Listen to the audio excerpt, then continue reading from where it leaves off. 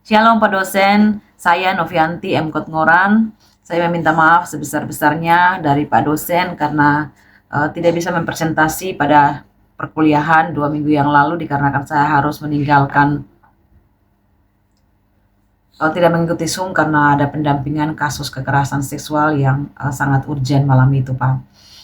Kiranya oleh kemurahan hati Bapak bisa menerima presentasi kelompok saya. Dari kelompok 2 itu ada 4 orang yang terbagi, cuman karena duanya tidak aktif sehingga yang mengikuti perkuliahan Bapak dari awal sampai akhir adalah saya sendiri bersama dengan Ibu Delimasi Hombing. Saya membaca dan merampung dari halaman 63 sampai 71 dan Ibu Delima membaca dan merangkum dari halaman 79 sampai 93 dari buku Seni Memahami Wilhelm Dilthey dan Hermeneutika Ilmu-ilmu Sosial Kemanusiaan. Wilhelm Dilthey adalah seorang filsuf dan sejarawan yang terkenal karena karyanya dalam mengembangkan ilmu humaniora atau Geisteswissenschaften dan teori hermeneutika. Dia fokus pada perbedaan metode antara ilmu alam dan ilmu sosial kemanusiaan. Latar belakang kehidupannya mencakup berbagai pengalaman dan pengaruh yang membentuk pemikirannya. Yang pertama, tentang kehidupan awal dan pendidikan Dilthey. Dilthey lahir di Bibridge, Jerman pada 19 November tahun 1833. Ayahnya adalah seorang pendeta Lutheran yang mempengaruhi pemikirannya tentang nilai-nilai moral dan etika. Ia menempuh pendidikan di Rupertschool University Heidelberg atau Universitas Ruperto Carola Heidelbergensis. Dia mendalami ilmu filsafat, sejarah, dan teologi dan lulus pada tahun 1856. Untuk teologia, fokus pembelajarannya dia lakukan demi menyenangkan hati ayahnya. Dan pada tahun 1864, Dilthey menyelesaikan gelar doktor dengan disertasi tentang Schleiermacher. Yang kedua, dasar pemikiran. Dia dipengaruhi oleh filsafat Friedrich Schleiermacher, Immanuel Kant, dan Johann Gottfried Herder. Dilthey tertarik untuk memahami pengalaman manusia secara menyeluruh, meliputi aspek-aspek psikologis, sejarah, budaya, dan agama. Dia mencurahkan perhatiannya pada metode Geisteswissenschaften atau ilmu-ilmu alam, yakni yang mempelajari tentang ungkapan-ungkapan batiniah manusia berupa gestur-gestur, tindakan-tindakan historis, hukum dan terkodifikasi, dan karya-karya atau kesusastraan. Yang ketiga, karir akademik. Setelah menyelesaikan pendidikannya, Dilthey menjadi dosen dan kemudian profesor di berbagai universitas terkemuka di Jerman.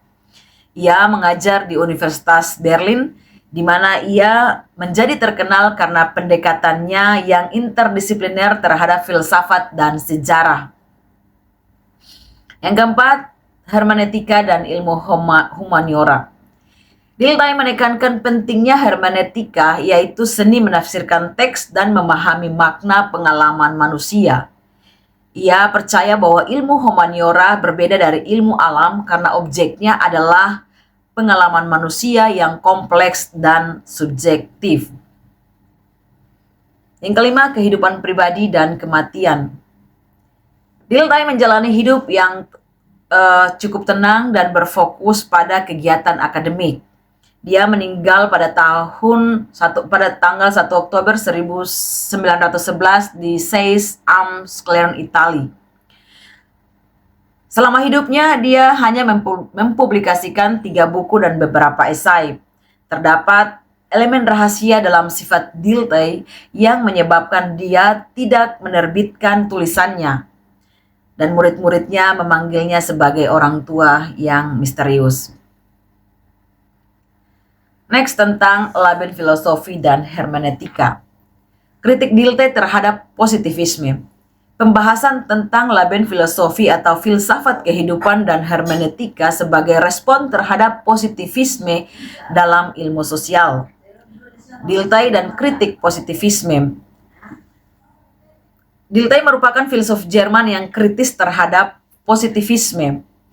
Positivisme menurutnya merupakan pendekatan ilmiah yang berfokus pada verifikasi empiris dan objektivitas.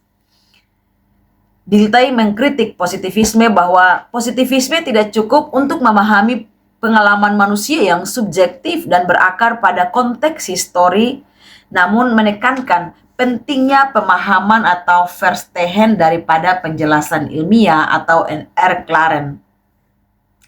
Yang keenam adalah warisan. Dilthey dikenal sebagai pelopor pemisahan antara ilmu alam atau Naturwissenskapen dan ilmu humaniora, serta kontribusinya dalam membentuk hermeneutik modern. Karyanya tetap berpengaruh dalam filsafat, sosiologi, dan studi humaniora hingga saat ini. Verstehen dan hermeneutika atau Verstehen adalah pemahaman. Konsep Dilthey sebagai metode utama dalam ilmu humaniora untuk memahami makna dalam konteks sejarah dan budaya, perbedaan ilmu sosial dan ilmu alam. Dilthey menekankan bahwa ilmu sosial atau Geesteswissenskapen memiliki metode yang berbeda dari ilmu alam atau Naturwissenskapen. Selanjutnya, pengaruh Heidegger dalam hermeneutika. Tahun 1889 sampai 1976. Dia mencetuskan konsep Dasein atau keberadaan, yang menekankan bahwa pemahaman manusia terikat pada konteks eksistensial, temporal, dan histori, dan kritik terhadap pemisahan subjek-objek.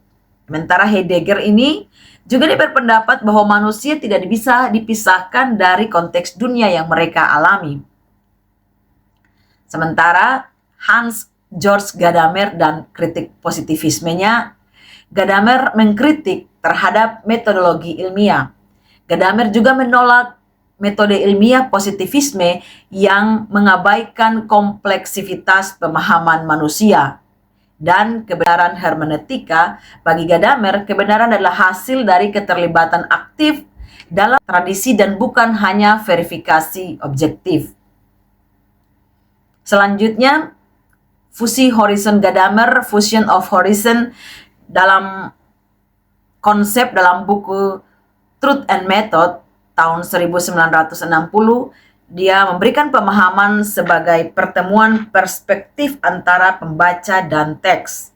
Pemahaman ini berkembang seiring interaksi kita dengan dunia dan sejarah. Konsep waktu dalam pemahaman Gadamer itu temporalitas dalam pemahaman. Pemahaman manusia terikat oleh waktu dan dipengaruhi oleh tradisi. Namun refleksi histori itu penting dalam proses pemahaman. Next, Paul Ricoeur dan hermeneutika fenomenologis. Paul Ricoeur tahun 1913 sampai 2005, dia menggabungkan hermeneutik dan fenomenologi. Hermeneutik kecurigaan ini mengungkap makna tersembunyi dalam simbol dan narasi. Yang selanjutnya, Jacques Derrida dan dekonstruksi. Dekonstruksi menurut Derrida mengkritik konsep kebenaran tunggal dalam teks.